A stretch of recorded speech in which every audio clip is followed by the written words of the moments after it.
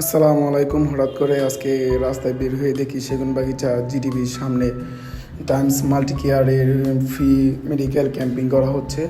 সেখানে আসলে জনগণকে একটা সার্ভিস দেওয়া হচ্ছে যে ব্লাড প্রেশার এবং ব্লাড সুগার এগুলো আসলে টেস্ট করানো হয় এবং ওয়েট মাপা হয়।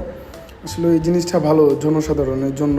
দেখা গেছে অনেকে এই জিনিসটা মাপতে গেলে দোকানে মিনিমাম 100 টাকা লাগে। এখন ওনারা ফ্রি ক্যাম্পিং করতেছে, সেই জন্য 100 টাকা লাগে না। আসলে প্রত্যেক জায়গায় যদি এরকমভাবে ক্যাম্পিং করা হয় তাহলে জনগণের জন্য অনেক সুযোগ সুবিধা হয়। তারা আসলে তাদের ব্লাড প্রেশারটা ব্লাড সুগারটা দেখতে পারে।